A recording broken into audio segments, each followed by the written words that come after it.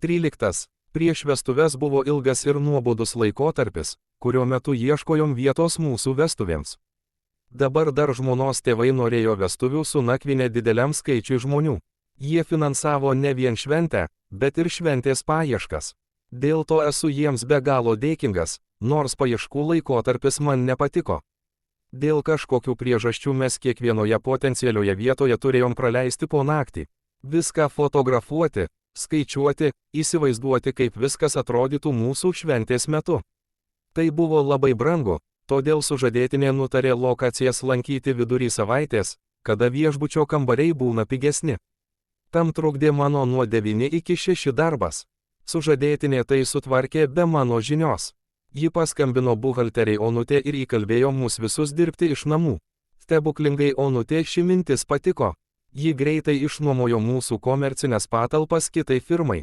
Lygiai po metų, prasidėjus karantino, tai buvo vienintelis mūsų pajamų šaltinis ir mes buvom labai dėkinga dabar dar žmonai. Dabar dar žmonai esu dėkingas už daug dalykų. Ji yra tobula ir tikiuosi, kad ji kuo greičiau sukurs šeimą. Vėl bus laiminga. Martynas. 14. Prieš vestuves beveik metus mes mažai kalbėdavom. Ji buvo užsiėmusi vestuvių organizavimu, tobulos šventės kūrimu. Ji tiek susikoncentravo į svečių poreikius ir norus, kad pamiršo palaikyti mūsų tobulus šeimos santykius. Jos sesiai nesisekė daryti manikūras, todėl ji su vaikas retai išvažiuodavo iš Molėtų rajono. Pas ją dažnai lankydavosi mano sužadėtinė. Beveik visada jos viešnagė tęsdavosi kelias dienas, nes vestuvinių reikalai niekada nesibaigdavo. Man nebesilankant mūsų išnuomotame ofisų sužadėtinė liepdavo į Molėtų rajoną važiuoti kartu. Šiaip, man ten visada patikdavo. Visus metus kepama ant grilio mėsa, grynas oras, ramybė. Priešingai mano mamos namui man nieko ten nereikėdavo daryti. Molėtų rajone mūsų vestuvėms buvo skirtas visas kambarys. Į jį net vaikai nebuvo įleidžiami. Sesutė sugalvojo svečius nustebinti dovanojant kiekvienam individualiai parinktą sėklų pakelį. Tam jos net sukūrė specialų klausimyną, kurį visi svečiai prieš vestuves užpildė. Man niekas individualių sėklų nepadovanojo, bet ir klausimyno nepildžiau. Sėklos buvo supakuotos į sesučių sukurtus pakelius. Pakeliai supakuoti į dėžutę su instrukcija ir ilgu aprašymu. Dėžutė įdėta į jų sukurto dizaino maišelį. Martynas. 15. Dabar dar žmona norėjo klasikinio stiliaus vestuvių su trupučiu Italijos. Man viskas patiko, nes net ir dabar norėčiau gyventi Sicilijos kaime. Kaip krikštatėvis, mūsų vestuvėse stalai buvo papuošti milžiniškų žiedų rožių ir alyvuogių šakelių puokštėm. Alyvuogių šakelėmis buvo papuoštos ir lėkštės, svečių vardų kortelės. Gal dar kas, tik jau nebepamenu. Pamenu tik tai, kad šviežių alyvuogių šakelių siuntimas į Lietuvą buvo didelis galvos skausmas vestuvių planuotojai. Dėl alyvuogių šakelių sužadėtinė pradėjo pykti su vestuvių planuotoja. Ji vis rečiau dalyvaudavo mūsų laisvalaikyje. Mums leidžiant laiką jos palėpėje ji nuolatos skųsdavosi sužadėtinę, o namuose sužadėtinė skųsdavosi ją. Aš norėjau pasinaudoti alyvuogių šakelių pretekstu ir nutraukti vestuvių planavimą, bet man pagaliau prisiruošus jos ėmė ir susitaikė.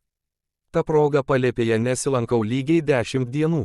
Sugalvojau, kad vedybos yra mano likimas ir kaip koks Kemus romano veikėjas ruošiausi tyliai, oriai pasitikti likimą. Tik man taip nepatiko, nebežinodamas kaip besigelbėti aš nulėkiau išpažinties pas mamą. Tuo metu mama norėjo anūkų, todėl daug šaukė ant manęs. Prašė nedaryti gėdos prieš gimines. Tada ant jos labai supykau ir po 10 dienų pertraukos nuėjau į palėpę. Tiek buvau piktas ir pasipiršau vestuvių planuotojai. Ji nesutiko, tada grįžau namo, kur nieko naujo nenutiko.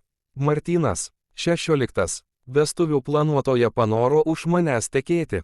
Ji manęs paprašė įskristi su ja į Las Vegą ir ten greitai susituokti.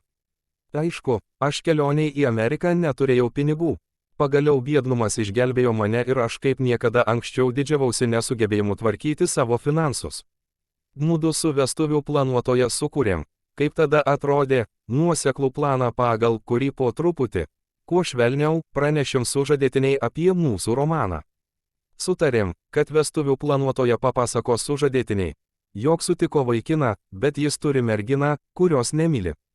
Mes tikėjomės, kad sužadėtinė palinkės draugiai laimės, patars nekreipti dėmesio į to vyro esamus santykius.